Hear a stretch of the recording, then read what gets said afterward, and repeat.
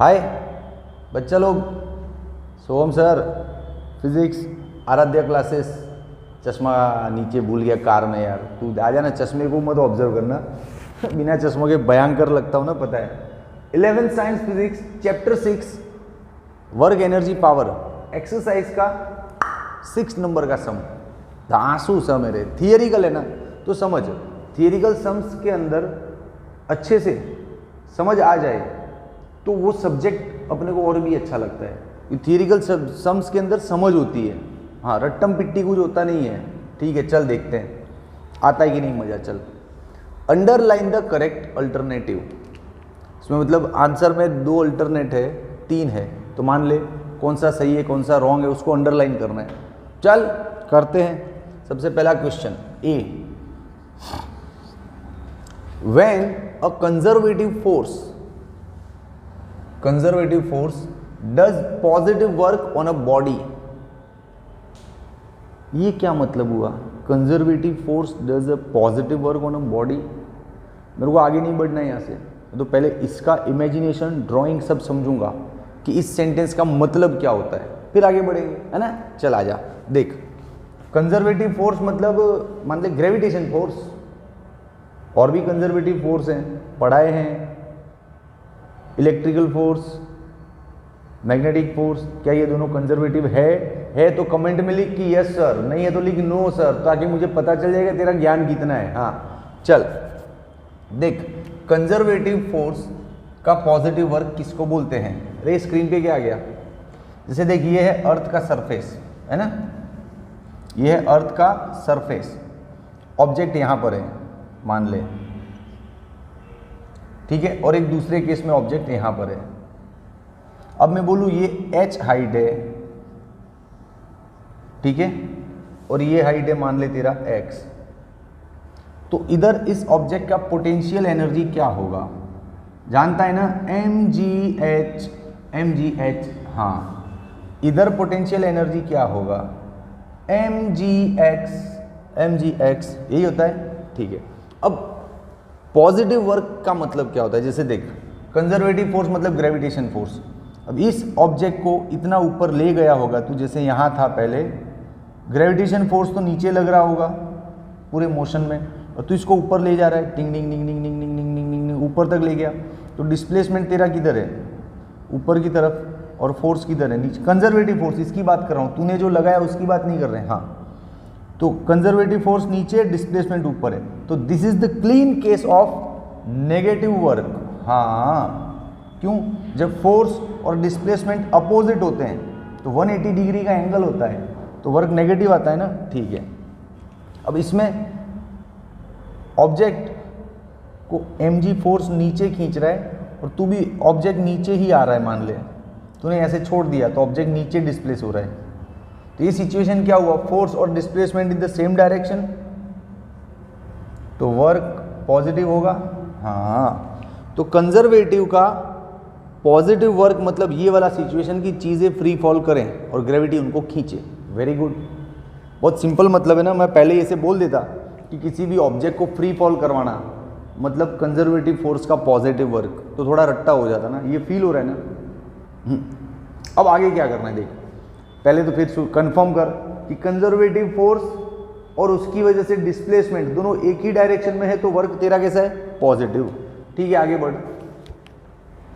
इस टाइप की सिचुएशन में, इसके सिचुएशन में the potential energy of a body increase होता है, डिक्रीज होता है, या अनअल्टर्ड रहता है?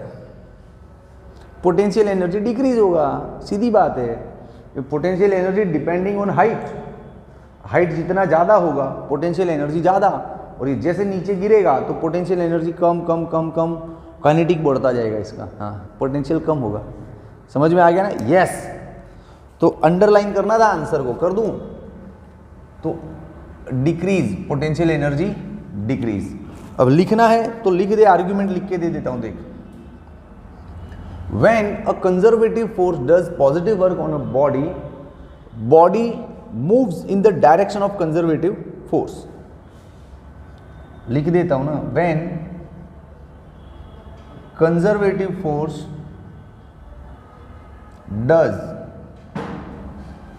Positive work on a body moves in the direction of force, so potential energy decrease।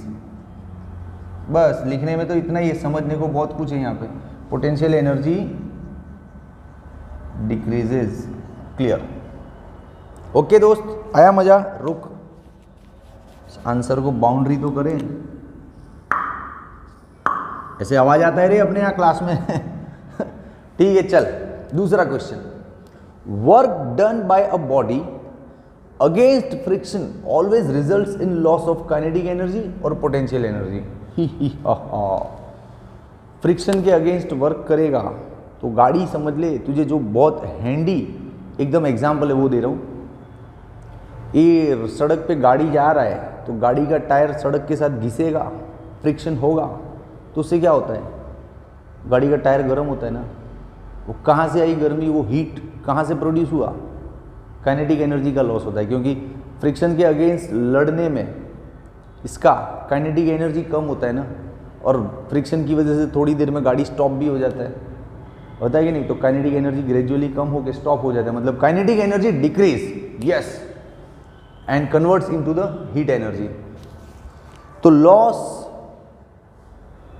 Of kinetic energy, ये सही है।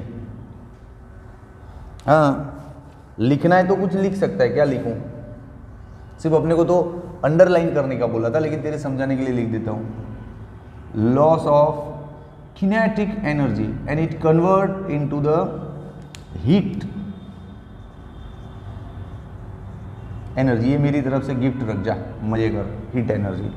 ठीक है दोस्त, अब next, the rate of change of total momentum.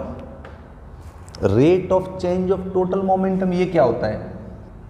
Momentum तो P होता है भैया। अच्छा, पढ़ पढ़ पढ़ पढ़ पढ़, कहाँ गया? Change of total momentum. Momentum तो P, चेंज मतलब डेल्टा P, और रेट मतलब डिवाइड बाय डेल्टा T। हाँ रे, इतना बारीक समझना पड़ता है। ये बोल रहा है, ये जो लिखा ना, the rate of change of total momentum, उसका मतलब ये होता है mathematically, yes, of a many particle system. एक सिस्टम है जिसमें बहुत सारे पार्टिकल है, is proportional to the external force और सम ऑफ इंटरनल फोर्सेस। पता नहीं, लेकिन न्यूटन का सेकेंड लॉ पता है। न्यूटन सेकेंड लॉ क्या बोलता है भैया? न्यूटन बाबा का सेकेंड लॉ बोलता है ना कि F is equal to dp by dt। तो न्यूटन सेकेंड लॉ में एक F क्या है? एक्सटर्नल फोर्स है भैया। हाँ, और उधर ऐसा भी लिखा है कि एक्सटर्नल फोर्स नहीं है, in absence of external force change in momentum is zero. मतलब मोमेंटम चेंज नहीं होना है, जब तक बाहर से कोई फोर्स नहीं लगेगा सिस्टम का मोमेंटम चेंज नहीं होना है। इंटरनल फोर्सेस की ताकत नहीं है कि वो मोमेंटम चेंज कर दे। मोमेंटम चेंज कौन करेगा? बाहर से आने वाला फोर्स। हाँ, तो एक्सटर्नल फोर्स चेंज करेगा, एक्सटर्नल फोर्स चेंज करेगा।